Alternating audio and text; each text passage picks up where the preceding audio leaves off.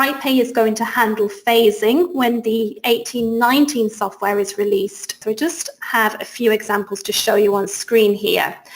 So just to demonstrate the phasing and how it's going to work. So here I have a print screen of month 12 in my 17-18 software, okay? And I finalized this pay period.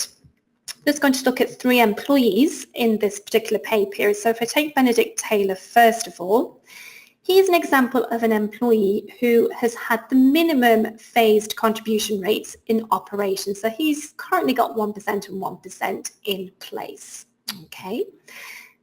Casper, my next employee down, is an example of an employee. He has been contributing above the minimum 1% and 1%. He has been contributing 2%. And the employer has as well. So he's been above the required minimum at the moment. And if we just take a look at, Hayley, okay, in the 17-18 tax year, she has been contributing 5% and the employer has been matching this as well. Okay. So when BrightPay 18-19 is released, it's a brand new download. It installs separately to the 17-18 software, and you will have an import button on the 18-19 software to bring all your employee information into the new tax year version. On doing so, when you click into month 1 of the new tax year, okay, if I select Benedict Taylor now, you'll see what's going to happen. So Benedict was an example of an employee. He finished the tax year on 1% on 1%. BrightPay could see that the kind of the phased minimum rates were in place for him. So BrightPay has automatically increased his rates to the new phased minimums, the phase 2 minimum rates of 3% employee and 2%. So you've nothing to worry about there. BrightPay is going to take care of that uplift for you. Okay. Casper he has a flag against his name, and that is notifying me that actually he was above the minimum contribution in 17-18, but on import into 18-19, he's now below the required minimum.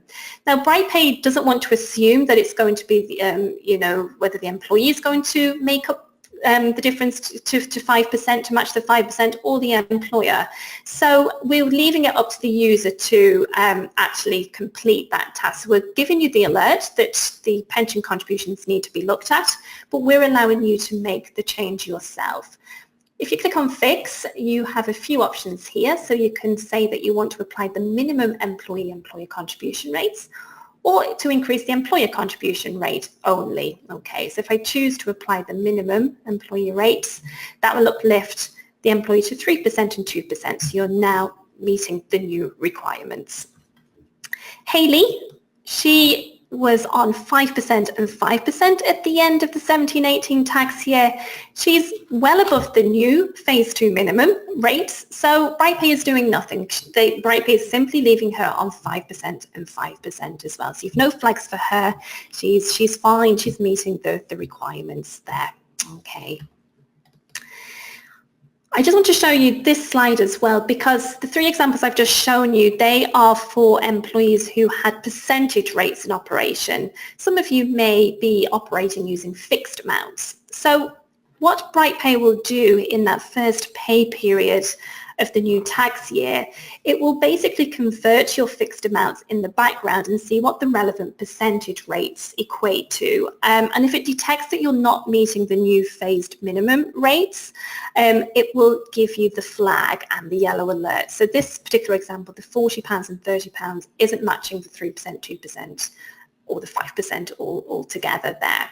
So again, I can click on Fix, okay, choose one of these options as required, okay, and if I need to just amend the fixed amounts accordingly, I can do. So I'm just increasing my employer contribution here, and I'm meeting the 5% requirement now. Okay, then when I finalize just month 1 and move into month 2, any changes that you do implement in that first pay period will be remembered, okay? So you're only making those manual changes where you need to, just the once, and everything will hold in place for you.